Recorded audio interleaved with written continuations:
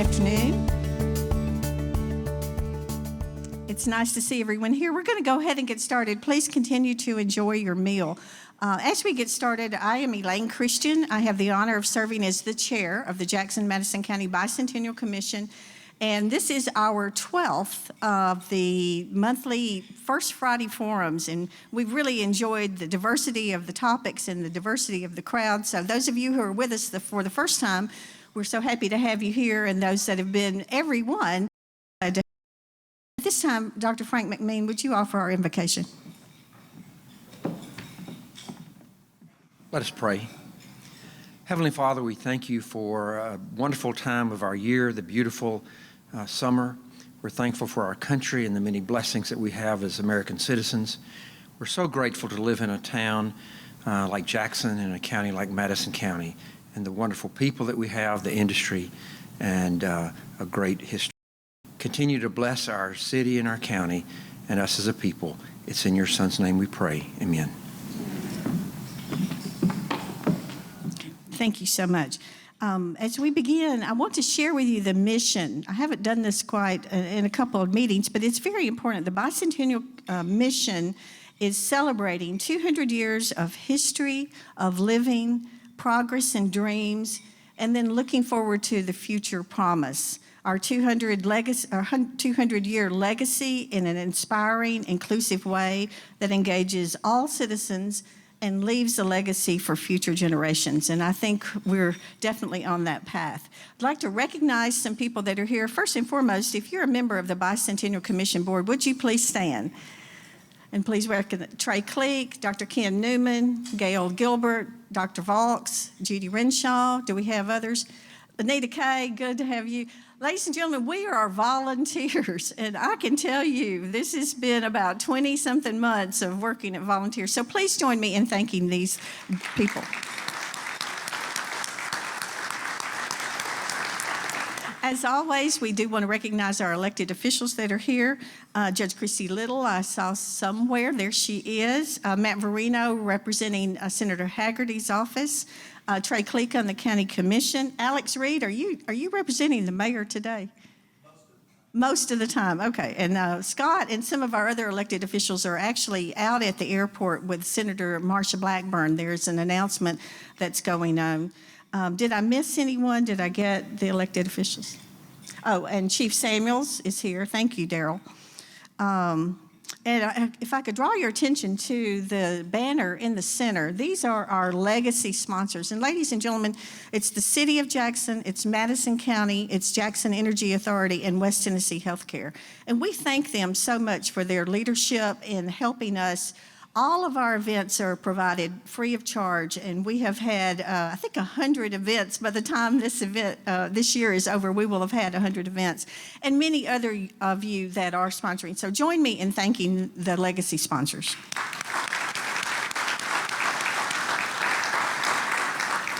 As always, we're trying to explain what we have going on. This month, we have several events still going, but the first thing I want to know is, who is a Commodores fan? The Commodores. Well, if you're not a fan, we have a fan for you that gives you the list of the weekend for our finale. So be sure and take this with you. If you're not a Commodores fan, I'm sure you will be after the weekend. The Friday evening is the closing ceremonies for the Bicentennial, as well as the community choir.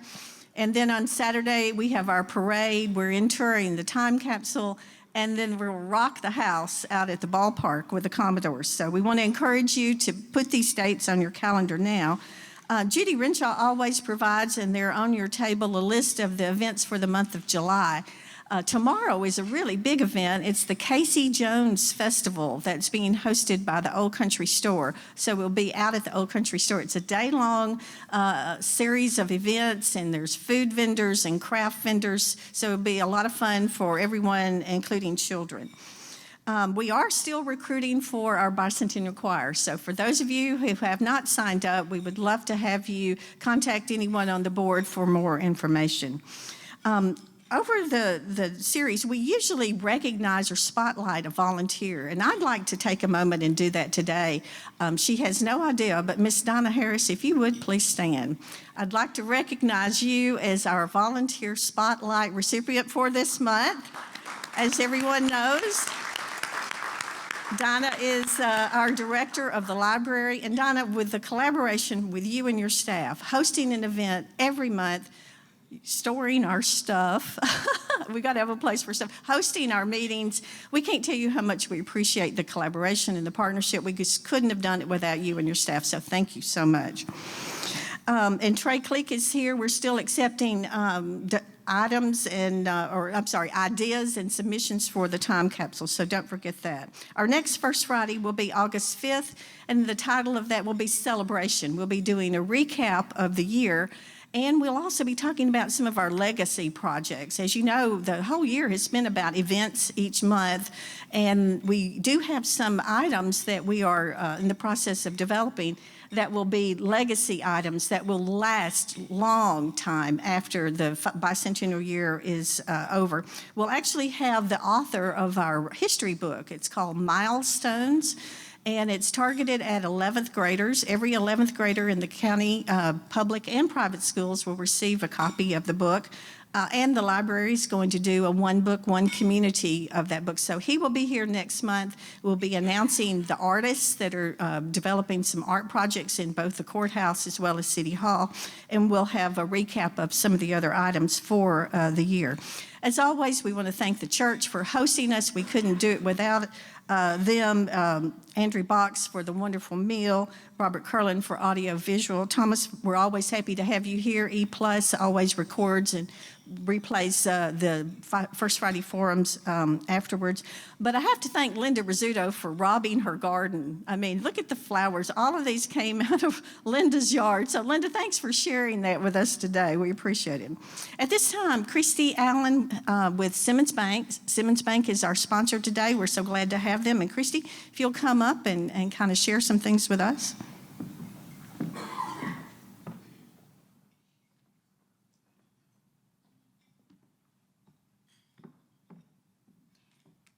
Thank you, Ms. Elaine.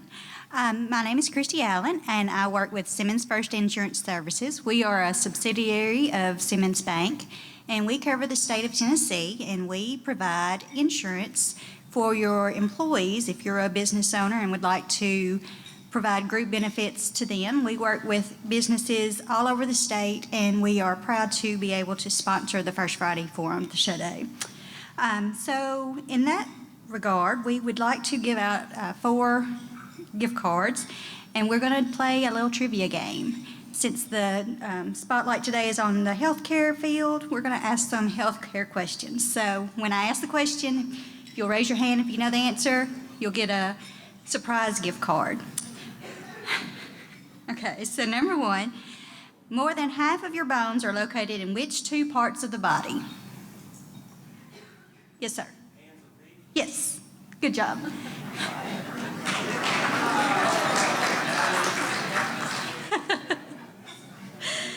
All right. Our next question, which 3 diseases does the MMR vaccine protect you from? Yes, sir. Yes, good job. And I do want to say thank you to my lovely assistant, Ginger. All right. Our next question, where would you find your gluteus maximus and gluteus medius? Yes, ma'am, in the back. Yes, ma'am.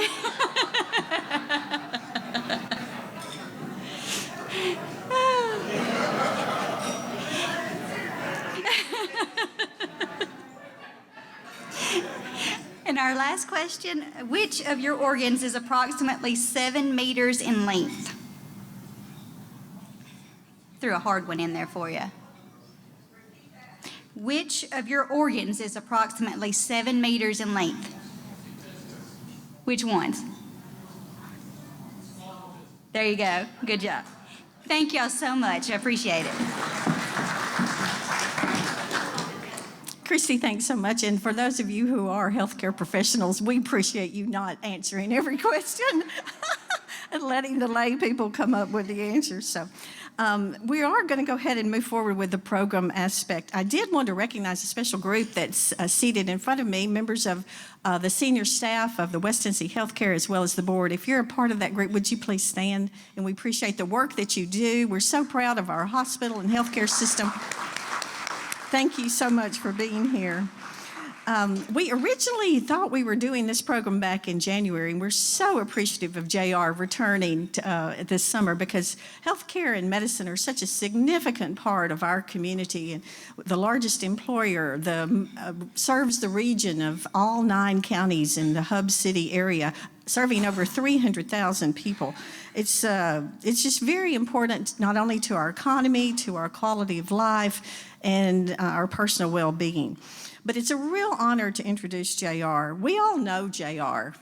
His legacy of service with West Tennessee Healthcare covers a span of over 36 years, starting as an emergency medical technician. And JR, you served in so many roles. I'm not going to highlight them all, but as a registered nurse, as administrator of our surgery center, as vice president of hospital services, to becoming the president and CEO of the hospital in West Tennessee Healthcare in May of 17. JR is a native West Tennessean growing up in Henderson, and he's involved in making our community stronger through his leadership with a lot of organizations, the Airport Authority, just to mention a few, Union University Board, the West Tennessee Boy Scout Council, and many other organizations. Married to Cindy, JR and his family also attend Inglewood Baptist Church. But JR, your leadership inspires us. You've led our hospital through the continuing pandemic. You've made such a difference in our community. We trust you. You have a servant heart. And I did a little bit of research and found out you have a motto. His motto is to meet the need and make a difference. JR is a passionate leader dedicated to this community and a friend to all. And I also owe him for coming back today. You need to go sit down. I need to go sit down. Thank you, JR. Thank you all for being here. And those of you that work with Elaine Christian will understand this.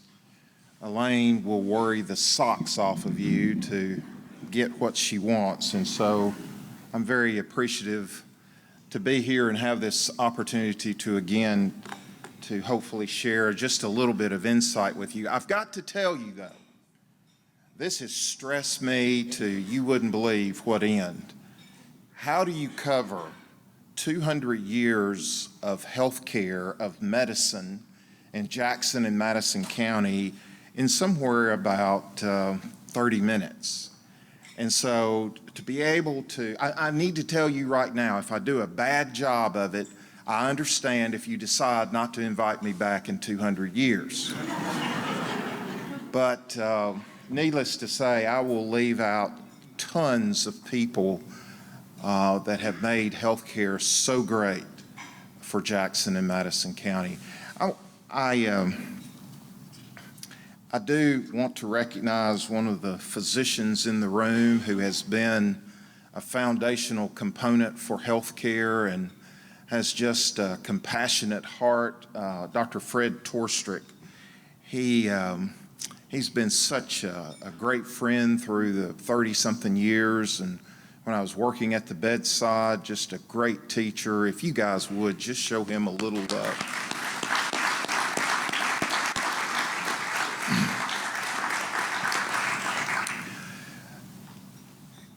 Healthcare. Some of you will relate to snake oil or to liniment or to other Indian-style medicine that was located here in the early 1800s. Many of you will definitely recognize the next slide, which my parents felt like cured everything. The whole movement of getting things out, getting your sins out of your system as well as any other bacteria was a huge component of health care back in the day. And early on in the 1800s, I found this really interesting that farmers would take either the plant oils, the plant skins, or they would take what was handed down from Indians, and they would have this domestic medicine chest that they kept at their house. So whether kids or whether neighbors next door, they would go to the farmers for a lot of their early health care. But things like castor oil and turpentine really set the stage for health care in our country, but for sure here in Jackson-Madison County. 1827 in Paris, Tennessee, for some reason that community said Jackson needs health care. And they pushed the legislative system, they pushed those legislators very, very hard to begin a medical society, or at that time it was called the Board of Censors. And they were trying to follow after the model of, believe it or not, lawyers. Lawyers were more organized, Stan, they were more organized than healthcare was.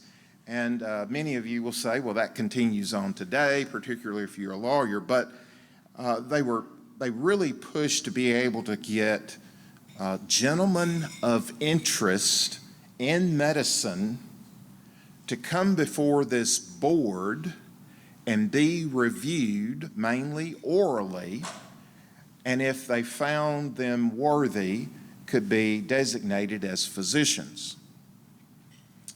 Think about that. If they talked to you and you had the right attitude, you had the right thought processes and so forth, you could be in the medical field. So that continued on somewhere in the late 1800s. The first hospital of record that I can find was a Presbyterian hospital started by a Presbyterian minister. It was funded by donations, not only from the congregation, but from other folks here in Jackson. And of record, the first physicians, there were 5 that were here and started doing health care as we know it today. So think about, again, medicine, people of good nature, people who wanted to help others, and you have a Presbyterian minister that recognizes the need for health care.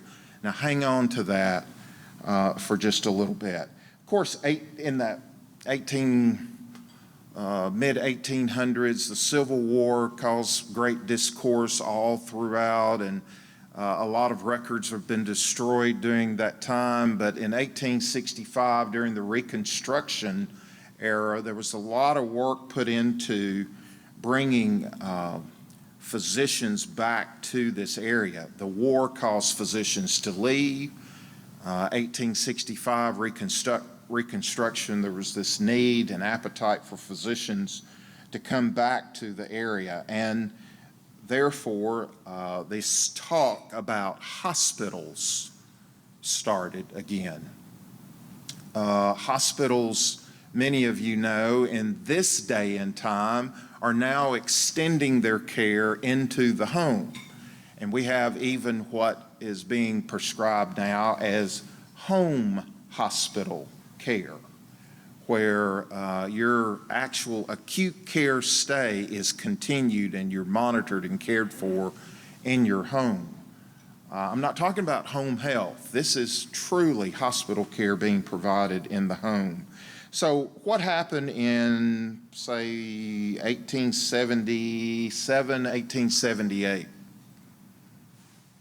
What diseases popped up about that time? I don't have any gift cards to give you. You can get one free visit to the emergency room. In 1877, 1878, smallpox and yellow fever came about. And this evidently was just devastating to communities. In Jackson, There were all of these conversations about people staying at home, being quarantined in dirty houses, the whole prescriptive thing of how do we get rid of smallpox, how do we get rid of yellow fever, and I found it interesting, the treatment that was brought about. Not only did they bring lime in on railroads, and they used it to create a cleansing agent for homes, but they would take pine cones, and you put these pine cones mixed with mud, and they would build these little pyramids throughout Jackson. And they put them on corners, and they would light these pine cones on fire. And they said, for whatever reason, the pine cones burning with the mud would stamp out yellow fever. Now, does anyone want to put together the summation of why that worked? I tried to figure it out, thought about it for a long time, and finally found that the actual pine cone being burned slowly because of the mud created this smoke effect throughout the community, and that smoke drifting about caused the mosquitoes to go away, and so you didn't have it transmissible from one to another. Then we're fortunate for Dr. Crook to start a sanatorium, which is represented here on the left side of this building. It was at the corner of Baltimore Street and Shannon. It was called the Crook Sanatorium. It's created by Dr. J.A. Crook and his son. Later on, Dr. Charles White and his son, John White, would build the right-hand side of the picture. Is that right? Well, if you're looking at it, yeah, the right-hand side of the picture, and it would be a 10-bed hospital. So you have Crook Sanatorium on one side, 10-bed hospital on the other. And this carried on for years and was recognized very well throughout the community. People came from different locales, Brownsville and so forth, to come to this facility. It's of importance to note, everybody's related to somebody. You go all the way back to, I used to say go back to Adam and Eve, and I had to give that up. You go back to Noah and the ark, and there was this 2x2, and from that 2x2, we've got us. And so everybody is related to somebody. Well, Dr. White's is the great-grandfather to the recently retired Dr. Scott Yarbrough. Now you think about that type of connections. But anyway, you have later on, Crook Sanatorium is then collapsed, and it's all called the Fitz-White Clinic, which was actually a hospital. Now, this is an important component for me. My background's a nurse, an EMT, but an RN. The truth of the matter is, just like today, Dr. Torstreet, just like today, nurses ran the roost. Nurses ran the hospital. Nurses provided the care.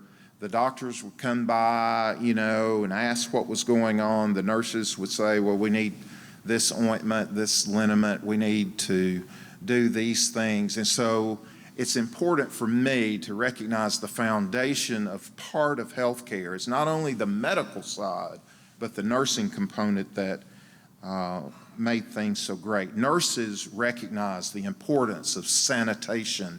Nurses recognized the importance of hand washing. Nurses recognized the need to change bandages and so forth. So a huge component of what we have today and blessed with is because of nurses.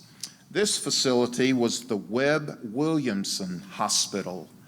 It was created by Dr. Charles Webb and Dr. Leon Williamson.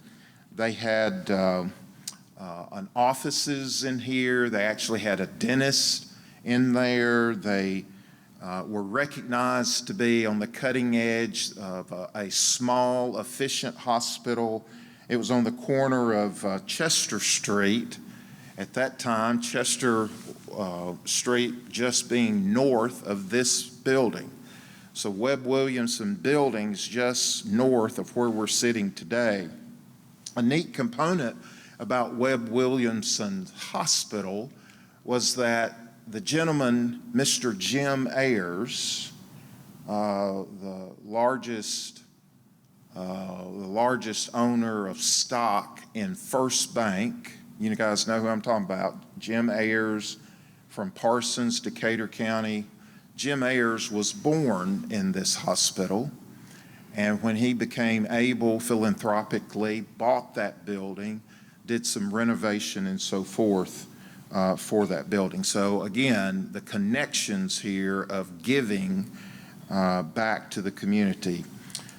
Another facility was located at Royal in Baltimore. It was called Memorial Hospital. There were those folks that felt like the veterans, those that had worked, that had been in the wars and so forth, that they needed a facility. And it just blows my mind that far back in history, this much emphasis, construction, dollars, this much giving of the community went into these buildings to care for the sick and the infirmed. A great guy, still recognized in this community for his contribution, Dr. Miles Vanderhurst Link, the first African-American physician to practice in Jackson. He actually grew up in Brownsville, Tennessee. He went to Meharry School of Medicine, came back to Jackson, started his practice. Guess at what age? 19. Now, I have a 27-year-old. I'll leave that alone. Never mind. He not only started practicing medicine, but he also started the first African-American Medical Society. He started the first journal for African-American physicians. That journal went nationwide, and it was the connecting force between minority physicians and the latest technology and so forth as it grew. He died at the age of 85 in 1956. And even today, many African-American physicians and their spouses come together under what's called the MV Link Society and do a lot of great things for kids and for the medically underserved in this community. A cotton gin located in a community called Hicksville would soon become much more notoriety or have much more notoriety than ever before. Hicksville was the outskirts of Jackson. It was considered a fur piece to go back in the day. It was located on Omar Lane. Omar was recognized in the community of Jackson as Lover's Lane. I'll leave that alone too, but it really was a key street, gravel road in Jackson, Omar Lane, because so many went parking, Steve Little, on that road. And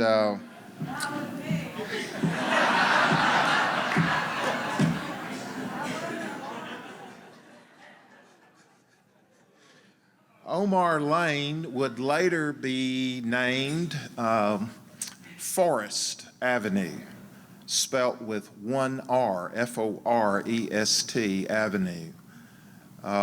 This picture is dated, but it says where the Jackson Clinic is now. Actually, this gym is located where our West Tennessee Rehab Hospital is located today, but the Jackson Clinic did build there after the gym was torn down. So let me set the stage. 1945, 1946, a group of concerned citizens said, look, we need a better hospital.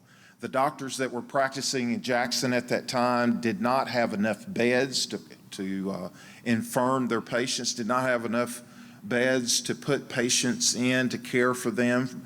And so this effort was started by community leaders saying we need a larger, more up-to-date hospital. It just so happened that the Hill-Burton Act, which helped build a lot of community hospitals, was passed, and a great guy that will go down in history, particularly with Jackson-Madison County Hospital, Dr. John R. Thompson, many folks called him Jack. After he came out of the war, he had fought in the war with a good friend who was actually the person that was administering the Hill-Burton funds. And so this community leaders, many like yourself, came together and said, hey, I can just imagine this room of people coming together and said, hey, we need this hospital. Well, it was met by huge opposition, particularly from the physicians who had spent a lot of their hard-earned money and so forth to build these 3-4 separate distinct hospitals located here in Jackson. They were adamantly opposed to doing that. The city leaders, the mayors at that time, really were pushing, saying we need a more up-to-date facility. And look, community, here's Hill-Burton matching funds that we can make application to, and because of Dr. Jack Thompson, we believe that we can get it. Well, the community said, we're not doing this. If we see that this is going to increase our taxes, the community will have to continue to support it for years and years to come. We're not having this. The Lions Club, many of you are Rotarians, JCs, many of you serve in civic organizations, and so the importance of the work that you do is so huge. So the Lions Club took up the mantle, took up the torch to carry this need for a hospital. The Lions Club held different community roundtables, I'll call it, different community meetings, trying to get buy-in and trying to share, look, we're able to pull down these federal dollars. And so after a lot of time and energy that was spent trying to get people to understand, the club, which acted like a very powerful engine, was able to get the community to agree. So finally in 1947, the city and the county voted to apply for Hill-Burton funds through the Tennessee Department of Public Health. Hill-Burton was going to give $500,000. The city had to ante up $500,000, Alex. The county, I wish Jimmy Harris was here, had to ante up $500,000. And as inflation would have it, the cost continued to rise to build a facility. So the city and the county had to go back and they had to come up with an additional $100,000 each. And so to build the hospital, to build a 123-bed hospital that had 56 rooms that were semi-private, $2.4 million. Now, that was not the total construction. Only 1.8, 1.9 was actual construction. It only cost $600,000 to equip the facility. A 123-bed hospital would be built on now called from Omar Lane to Forest Avenue. It was the talk of the town. More than 8,000 people would come out for the unveiling. The Lions Club pictured here was the key team that was so proud of what had happened and what had become this shining star in the middle of a cotton field. I'll tell you now, before the hospital actually opened, the day before the hospital opened, the gravel road was asphalt, was paved with the sprinkle, you put down the tar pitch and then you sprinkle gravel on top of that. They thought that that was the most fantastic. You got away from the brown rock gravel road and went to this sprinkled tar pitch mix for the drive of the hospital. I'll read you just a brief diagram of what the hospital was like. Dr. W.J. Loring Clark, rector at St. Luke's Episcopal Hospital, gave the invocation. Dr. Samuel Stanworth, pastor of First Presbyterian Church, gave the benediction. Tom Murray couldn't be there. He was a representative because he was serving in the Korean War. It had kept him up in Washington. Frank Caldwell was one of the key guys on the hospital building committee. And oh, by the way, Dr. Jack Thompson, who, by the way, had served in the wars, trained as a radiologist, would serve on the building committee for Jackson-Madison Hospital. It was a big to-do the day of the ribbon cutting. It was a 123-bed hospital, had 12 4-bed wards, 56 semi-private rooms, 19 private rooms. A private room cost, get this, $12 a day. 2-bed room, a semi-private room, cost $750. So you didn't get a good $750 to be in a semi-private, but $12 for a private. Something was wrong there. A stay in the 4-bed ward was only $5 a day. The hospital also was built and developed to house the Tennessee State Regional Health Department and also the city and the county health department. That also becomes important as we take a little walk a little further.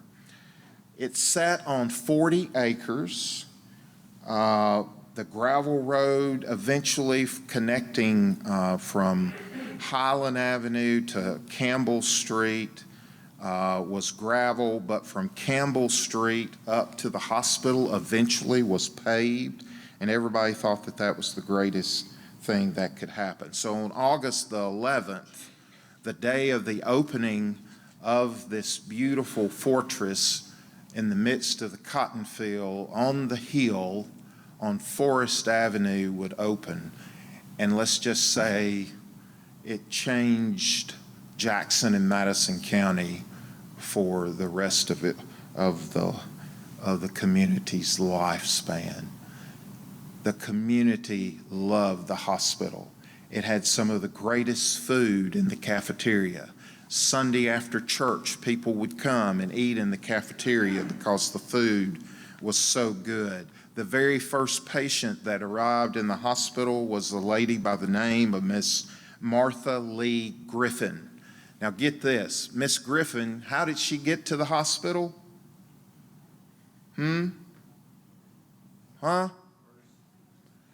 By the hearse.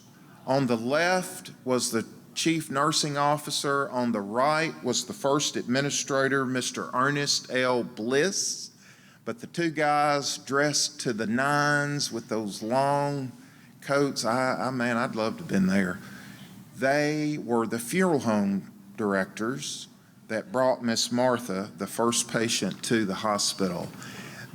Cousin Toonie, many of you will remember, was a huge hallmark in the early years of Jackson-Madison. Cousin Toonie would hand out guns, play guns. Now think about it. Today, she would hand out toy guns, not only to the boys, but she would give it to the girls as well. She would drive back and forth to Paris, Tennessee, load down the back of her vehicle with these toy guns, and would come out on Thursdays and give those out to the boys. She would freckle paint her face. She would wear her pantaloons. And oh, by the way, 1985, she became the marketing and communications public relations person for Jackson-Madison Hospital. In the 72 years, August the 11th of this year will be our 72nd anniversary for Jackson-Madison County General Hospital District. In those 72 years, there have been 9 president CEOs. So if you do an average there, which is not correct because Jim Moss threw the whole thing in the kettle, he stayed for 25, but the average of those 9 would be about 8 years. That being the average, I'm on the downhills. Real quick, I can't do it justice, but I'd like to share just a quick video to talk about the history of Jackson-Madison.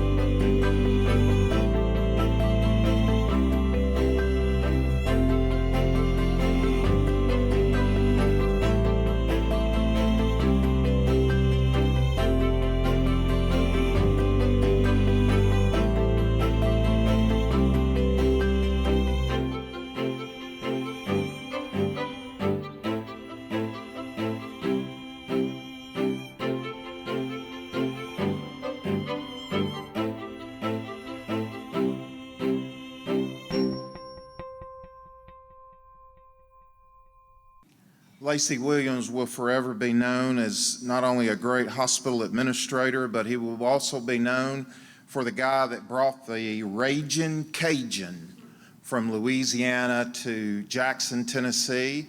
Jim Moss arrived in 1983, became the CEO in 1986, and to say the rest is history is an understatement.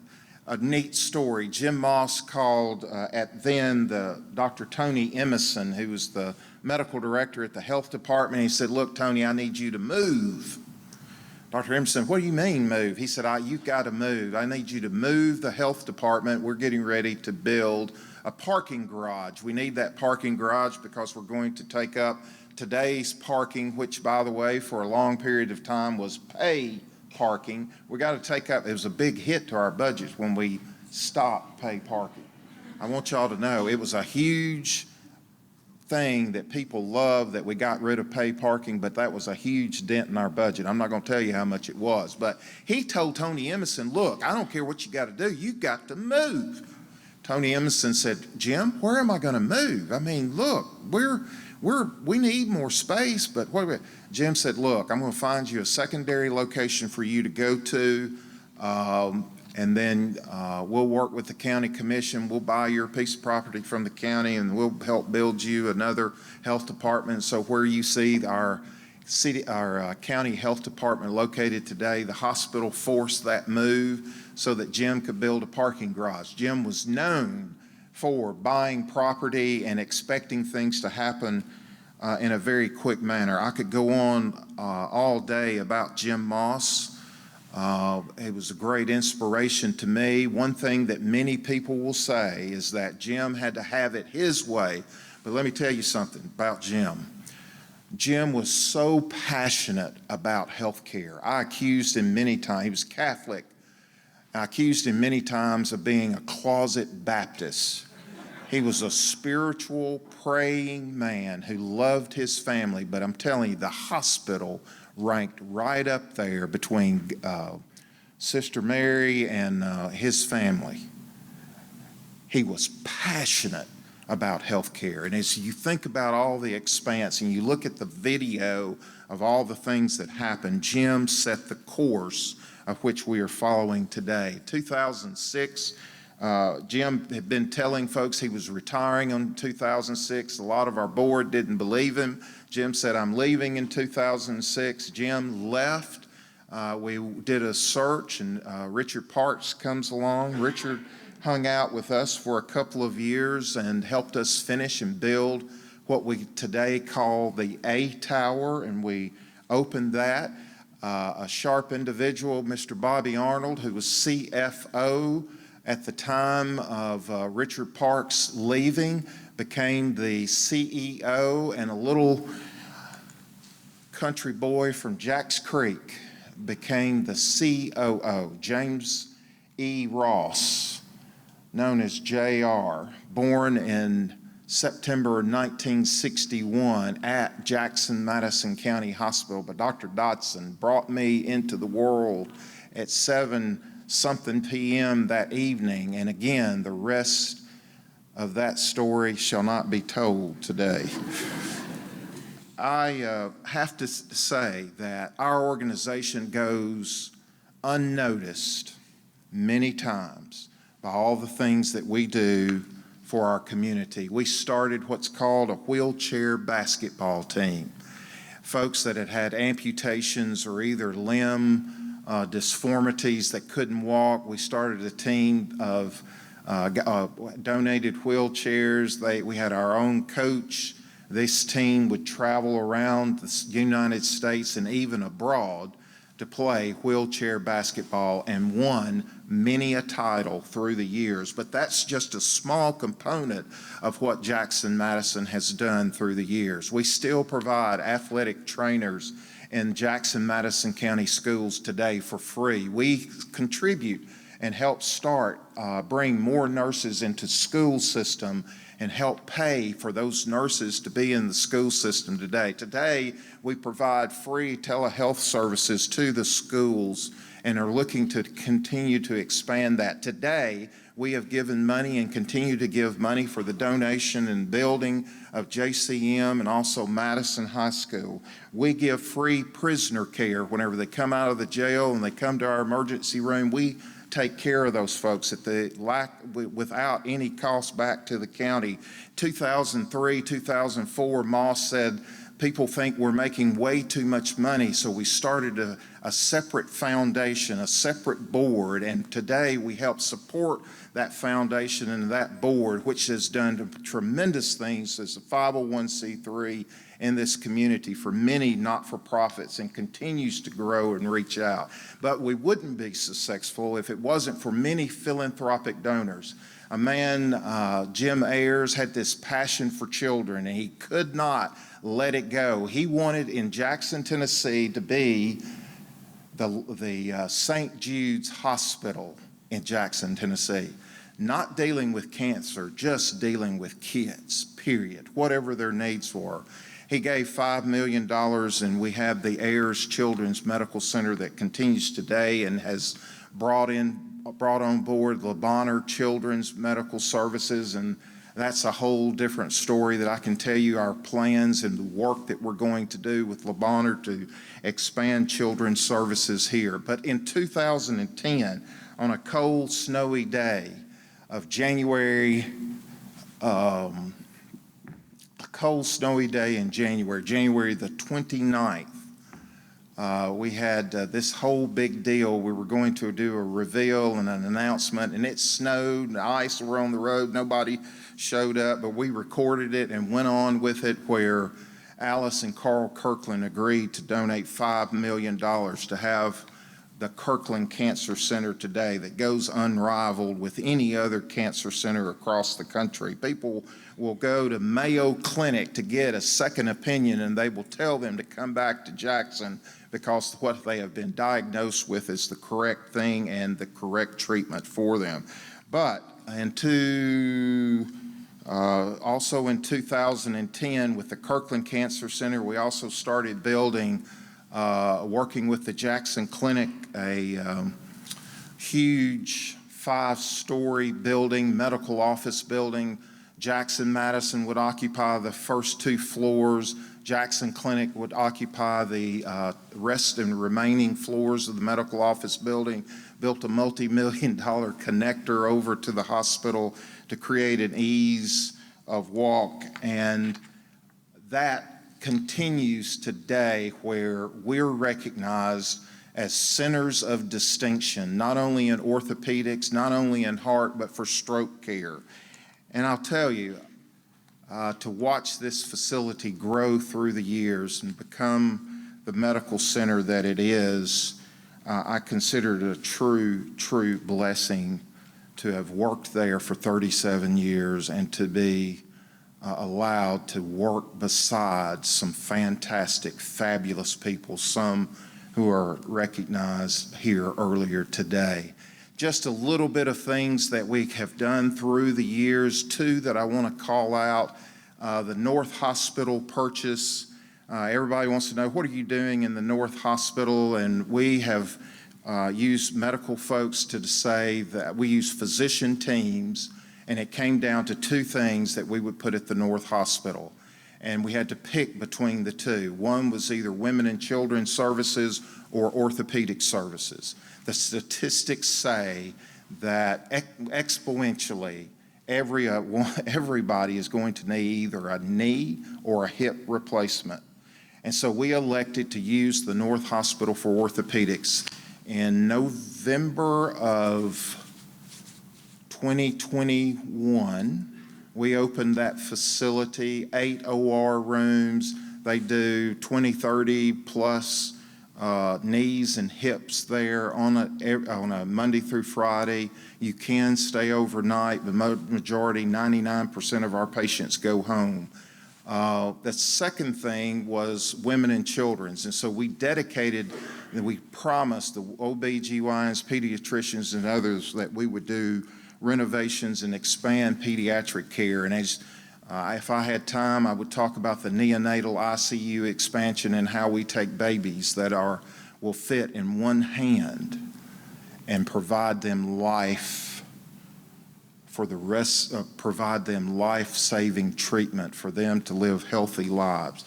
But all of that would not be possible if it were not by a great leadership team. You see, when the hospital was originally designed and went to the legislature to do a private act for Jackson-Madison County Hospital.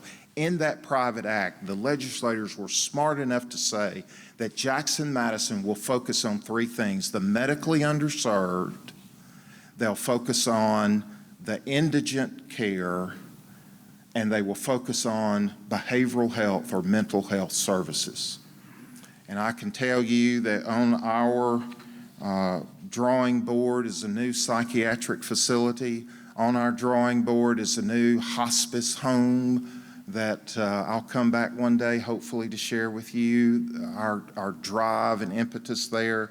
but it would not be possible if it were not for the leadership that we have in these 5 board members. Phil Bryan is the current board chair, Curtis Mansfield, Vicki Birch, who's here with us today, as well as Greg Milam here with us today, and Mr. Danny Wheeler.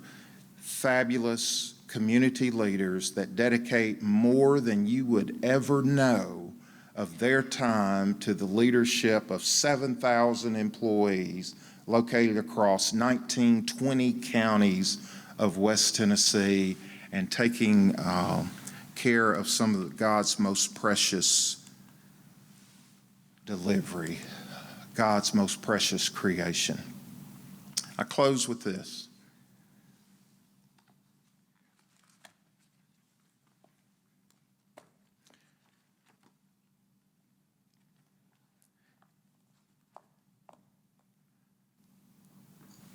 To whom much is given, much is expected. But it goes on to say, to whom much has been entrusted, even more is expected. We have a lot of work ahead of us, but with community support and community leaders like yourselves, we'll continue serving for the next 72 years. And I hope and pray that this community recognizes what the value that they have in Jackson-Madison County General Hospital.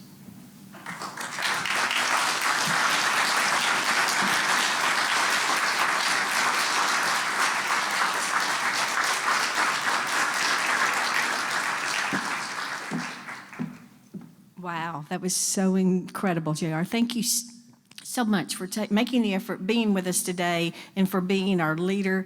You can hear the passion, you can know the dedication. We all know this man. We're so proud of our system. We're proud of our board, our employees, and the difference it makes in our community. And this is just an important part of why we're doing this bicentennial, is to delve into these monthly themes and learn more about our history, where we came from on that Lover's Lane road years ago, and where we are now, and where we're going, the future promise. I remind you that we'll be back one more time on August the 5th with the bicentennial celebration recap. We hope you'll join us. We really appreciate Simmons again for sponsoring us. This is the 5 sponsorships that you've done for the First Friday Forum. And we are adjourned, and thank you all for being here today.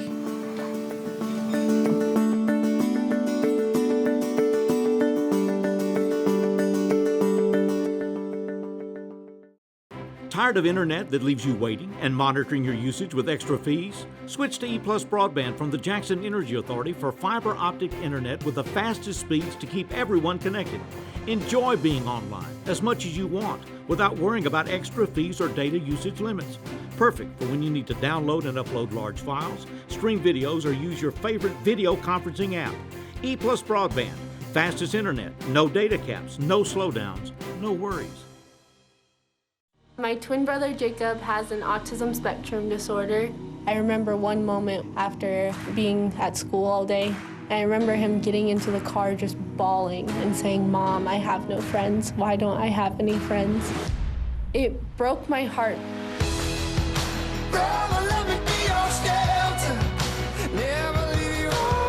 That was the moment when I realized that I needed to do something about this. I needed to make a difference in his life. And I knew that if I could help him find a friend, I could help teach other people that including people with differences is the right thing to do.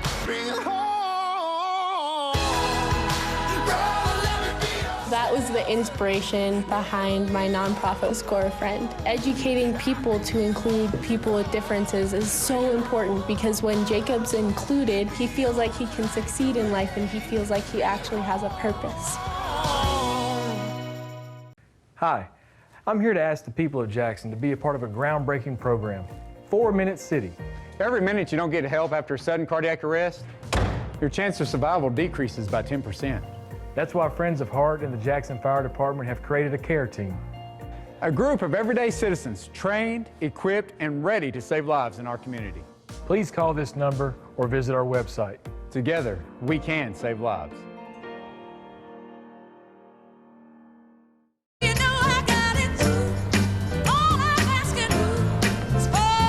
Excuse me, ma'am. Would you like to have my seat?